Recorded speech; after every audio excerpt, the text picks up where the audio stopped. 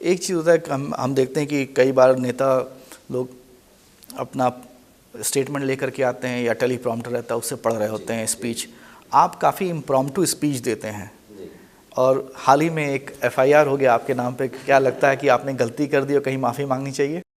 पूरा बहुजन समाज इसी उस पे खड़ा है कि वो गलत नहीं था, वो अपने हकों के लिए लड़ा और झुका नहीं, तभी आगे बढ़ा। तो इसलिए जब हमारा समाज नहीं झुका तो हम कैसे झुक जाएंगे? अगर हम गलत किए होते तो बिल्कुल माफ़ी मांगते। हमने तो यही बोला था कि भाई जो जिस तरीके से प्रदेश में और देश में युवाओं को बेरोज़गार रखा गया है, जिस तरीके से बहन बेटियों पे अत्याचार हो रहे हैं, जिस तरीके से वो ये राशन की स्कीम चलाकर उनको गुलाम बना रहे हैं, राइट, तो ये एक तरीके का आतंकी है, गलत है ये। हमने वही चीज़ बोल दी कि भाई ये गलत है। अब गलत को गलत नहीं बोलेंगे तो फिर क्या बोलेंगे? अब उस चीज़ को बुरा लग गया या हमारे शब्दों का चयन शायद थोड़ा सा इतना फाइन नहीं था, इतना अच्छा नहीं था, चुभ गया किसी को ज़्यादा, तो ठीक है, कोई बात नहीं, उसमें गलत थोड़ी ना बोला है। गलत बोले होते तो बेशक हमारे बड़ों ने हमेशा सिखाया कि गलती करोगे तो माफ़ी मांगनी पड़ेगी। देखा जाए तो आपका जो वोट है एक तरह से एक सीसॉ देखने को मिलता है आपके बीच में और भाजपा के बीच में। जब आपकी परफॉर्मेंस नीचे जाती है, भाजपा की परफॉर्मेंस ऊपर हो जाती है, और जब आपकी परफॉर्मेंस ऊपर है तो भाजपा नीचे चली जाती है। आप पिछला ही चुनाव देख लीजिए, आपकी 10 सीटें आई हैं, भाजपा की घट गई हैं। आप पहले का देख लीजिए, आपकी सीटें कम आई तो भाजपा की बढ़ गई। इसका मतलब सीसॉ नहीं है ये, इसका राइट तरीका, इसको सही तरीका अगर पुट अक्रॉस करना है तो ये होगा कि अगर भाजपा को कोई रोक सकता है तो वो बहुजन समाज पार्टी ही है और वो आदरणीय बहन जी ही हैं।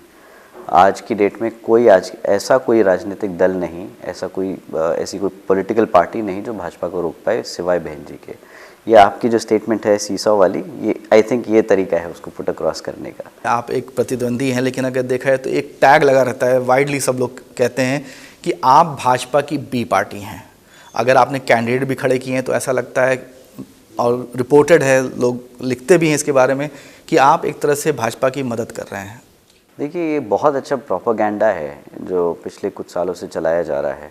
इसको हमने ग्राउंड पे काउंटर किया था, और अब जैसे कि आप देख रहे हैं बहन जी की रैलीज़ में, आदरणीय बहन जी की रैलीज़ में, तो बहन जी भी इस चीज़ पे बात कर रही हैं और वो क्लैरिफिकेशन दे रही हैं।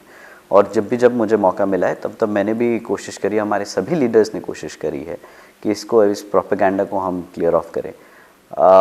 जैसे कि आप देख रहे हैं कि हम किसी बीजेपी से तो हमें कोई फ़ायदा हो नहीं रहा है कि हम उसकी मदद करें, हमें कुछ मिलेगा उससे, पर हम अपने जो कैंडिडेट्स उतारते हैं, हम अपने कैंडिडेट्स अपने समाज को देखकर, पिछड़े समाज, गरीब समाज के लोगों को देखकर, उनकी कास्ट कॉम्बिनेशन को देखकर हम पुट अक्रॉस करते हैं। हमारा उससे कोई बीजेपी से कोई स्पेसिफिकली कोई पर्टिकुलर एजेंडा नहीं।